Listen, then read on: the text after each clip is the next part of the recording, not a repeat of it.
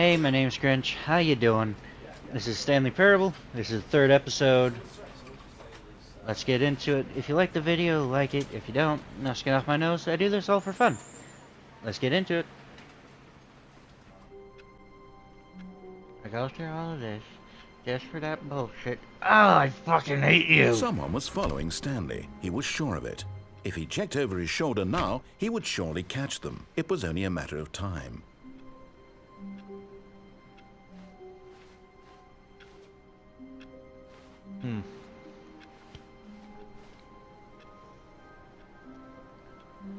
You lied to me.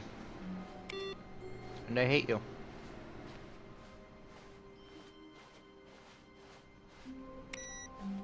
I hate you so much.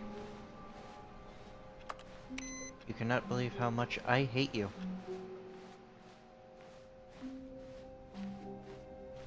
When Stanley came to a set of two open doors, this was not the correct way to the meeting room, and Stanley knew it perfectly well. Perhaps he wanted to stop by the employee lounge first, just to admire it. Standing now in this incredible room, Stanley for the first time understood true happiness. Then the feeling went away, and he felt sad again.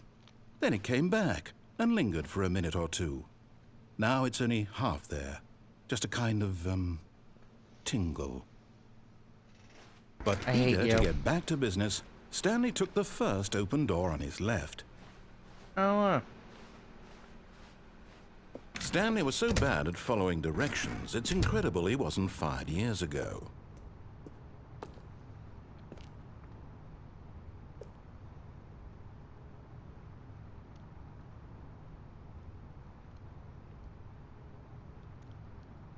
Penalty for misuse of cargo lift, $1,000. Penalty for jumping off the cargo lift, $5,000. Well, fuck you, how about that? How about that? Look, Stanley, I think perhaps we've gotten off on the wrong foot here. I'm not your enemy, really, I'm not. I realize that investing your trust in someone else can be difficult, but the fact is that the story has been about nothing but you all this time. There's someone you've been neglecting, Stanley. Someone you've forgotten about. Please, stop trying to make every decision by yourself. Now, I'm not asking for me, I'm asking for her. This is it, Stanley. Your chance to redeem yourself. To put your work aside. To let her back into your life. She's been waiting.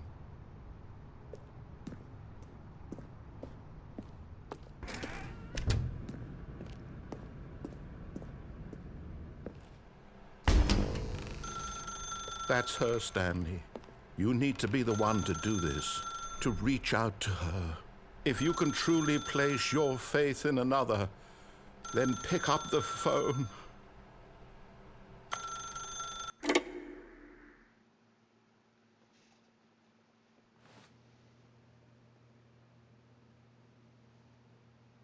Oh, Stanley, is that you? Hold on, sweetie. Sorry to keep you waiting. I'm just pulling the bread out of the oven. I have a wife? All right. Okay, there we go. All right, now, I want you to come in and tell me all about your day. Gotcha. Oh, fuck you. Come on. Did you actually think you had a loving wife? I did for a second. Their second. life to you. I'm trying to make a point here, Stanley. I'm trying to get you to see something. Come inside. Let me show you what's really going on here. Yep, piss off. Sorry, but you're in my story now. I hate you. This is a very sad story about the death of a man named Stanley. Stanley is quite a boring fellow. He has a job that demands nothing of him, and every button that he pushes is a reminder of the inconsequential nature of his existence. Look at him there, pushing buttons, doing exactly what he's told to do.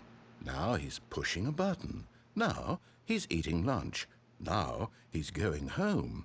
Now he's coming back to work. One might even feel sorry for him, except that he's chosen this life. But in his mind, he can go on fantastic adventures. From behind his desk, Stanley dreamed of wild expeditions into the unknown, fantastic discoveries of new lands. It was wonderful, and each day that he returned to work was a reminder that none of it would ever happen to him. And so he began to fantasize about his own job. My TV! First, he imagined that one day while at work, he stepped up from his desk to realize that all of his co-workers, his boss, everyone in the building had suddenly vanished off the face of the earth. The thought excited him terribly. So he went further. He imagined that he came to two open doors and that he could go through either. At last, choice. It barely even mattered what lay behind each door. The mere thought that his decisions would mean something was almost too wonderful to behold. As he wandered through this fantasy world, he began to fill it with many possible paths and destinations. Down one path lay an enormous round room with monitors and mind controls. And down another was a yellow line that weaved in many directions. And down another was a game with a baby. And he called it the Stanley Parable.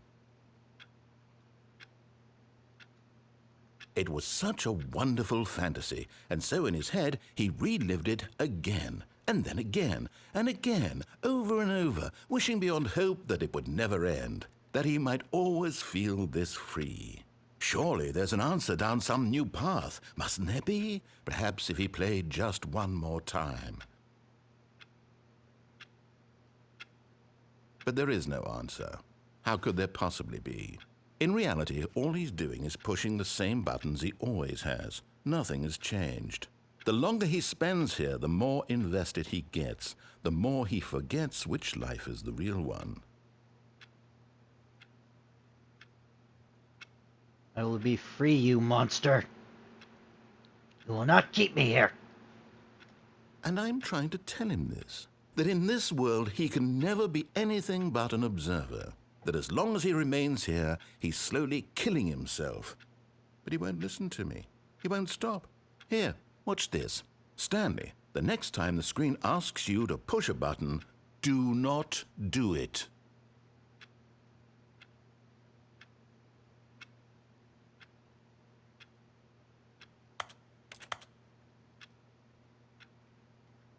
I'm not gonna do it.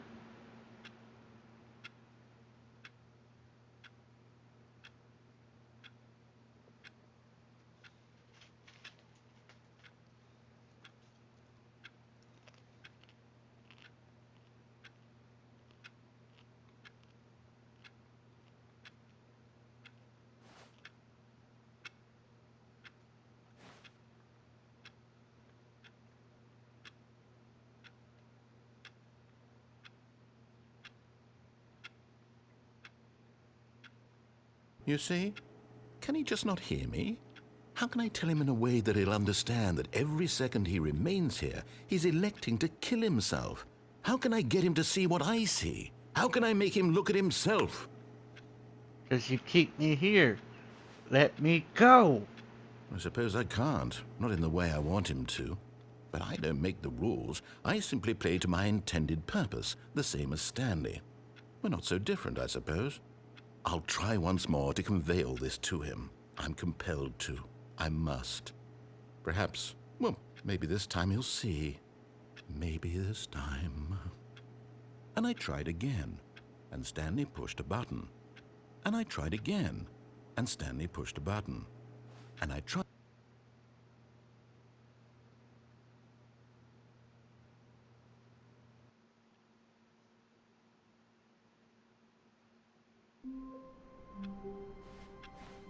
All of his co-workers were gone. What could it mean? Stanley decided to go to the meeting room. Perhaps he had simply missed a memo. No matter how hard Stanley looked, he couldn't find a trace. Stanley went around touching every little thing in the office, but it didn't make a single difference, nor did it advance the story in any way.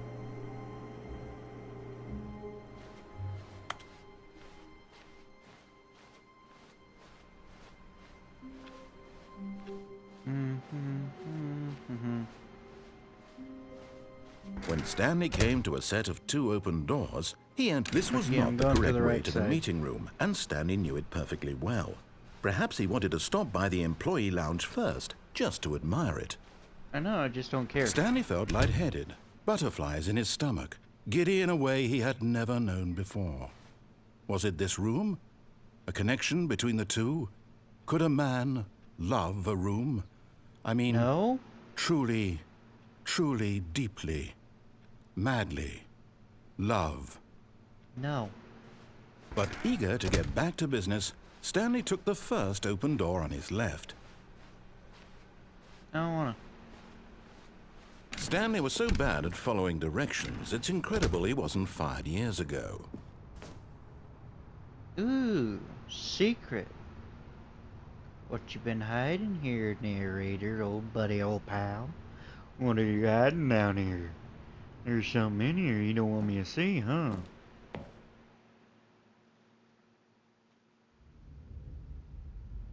Can I go back? I don't like it. Stanley had now gotten himself so far off the beaten path that it seemed the office had begun. So far off the beaten path that it seemed the office had begun. So far off the beaten path that it seemed the office had begun. So far off the beaten path that it seemed the office had begun. So far off the beaten path that it seemed the. The fuck?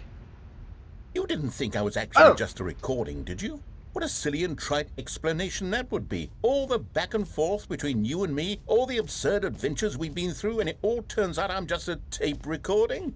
It was all just in Stanley's head. I bet that's the kind of twist you think is revelatory. I bet each and Not every really. time you watch a movie where it turns out all to be in the main character's imagination, you must absolutely bolt off the couch in pure shock at the phenomenal and intricate storytelling. It must be so simple to be No, it's you. lazy. Life being an unending waterfall of surprises and delights. How much more exciting you must find the world than the rest of us do. Now I've become sad. Look what you've done to me. This is all your fault. Fuck you.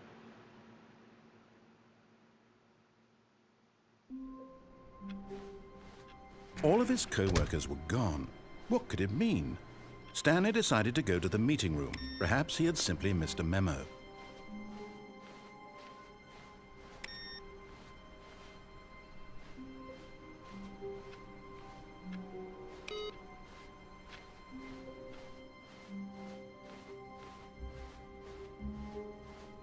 When Stanley came to a set of 2 open doors, he entered the door on his left. This was not the correct way to the meeting room, and Stanley knew it perfectly well.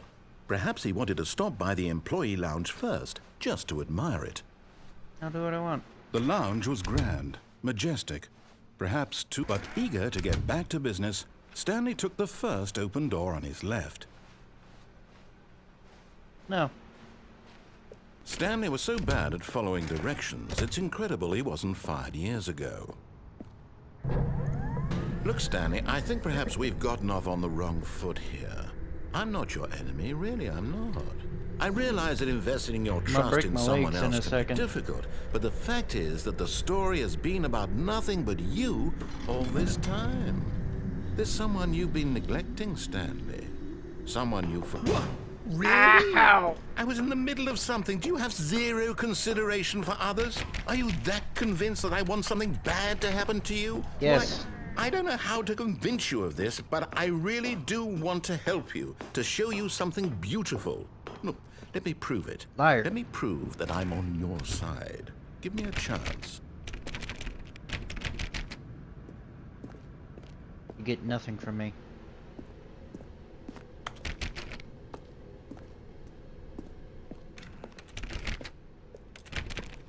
Now listen carefully, this is important. Stanley walked through the red door. Okay. Oh, thank God you are willing to listen to me. Do you see that I really have wanted you to be happy all this time? The problem is all these choices. The two of us always trying to get somewhere that isn't here. Running and running and running, just the way you're doing right now. Don't you see that it's killing us, Stanley? I wanted to stop. We would both be so much happier if we just stopped. And I think I have a solution. Here, let me show you.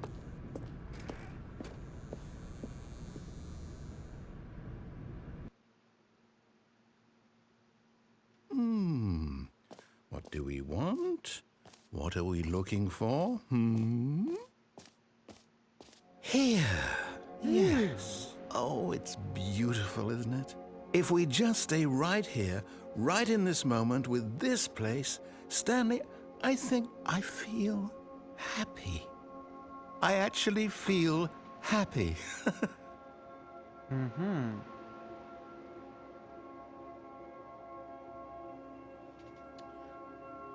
But you know, you put me through a lot of bullshit. You see, I don't like when I'm being fucked with. And you were fucking with me for a while. So, fuck your happiness. No, wait. Where are you going? What? You want me to come back in here? Right. Want me back in here? No. Where were we? No. That ship sailed. You've been bullying me. You've been manipulating me. You have been treating me like shit. That's a nice picture of a little kid. Oh, no. Stay away from those stairs. If you hurt yourself, if you die, the game will reset. We'll lose all of this. Good. Please, no, Stanley, let me stay here. Don't take this from me. Please, Stanley, think about what you're doing. I'm having payback for all the shit you've been putting me through. No! Oh, no. No, what are you doing, Stanley? Please, I'm asking you not to take this away from me. I can't go back to what I was before. If you die, we'll both go back. Why are you doing this? Because you've been pushing me and pushing me and pushing me. And look, just one little push. Stanley, let's go back to the other room. Can you do that for me? Oh, sure. Sure, I can go back to the other room. I can definitely Perhaps go. you can. Perhaps you finally see what I'm talking about. I know you'll see that we can't be happy if we leave this place. You can see that, can't you? No. I just want you to see a little bit of purity, serenity, before I rip it away from you.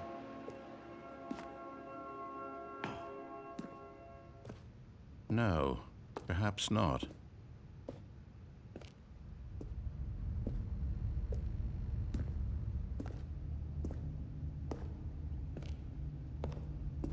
One floor closer. My God, is this really how much you dislike my game? That you'll throw yourself from this platform over and over to be rid of it?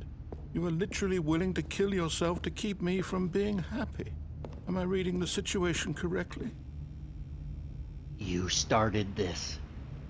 Don't you blame any of this on me. This is the only choice I really have. Or maybe you're just getting a kick out of it. I don't know anymore. I just wanted us to get along. This delights me. But I guess that was too much to ask. In many ways. It looks like you wanted to make a choice after all. Well, this one is yours. When manipulation and puppeteering is all you know, death becomes the only choice. Is it over? It's going to restart, isn't it? Shut I'm up, going back. asshole. And that's where we're gonna leave off the video. Join me next time. Bye-bye.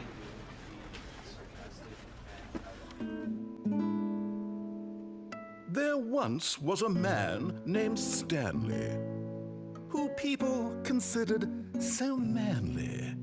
But the truth must be told, he was not very old, and was quite particularly gangly.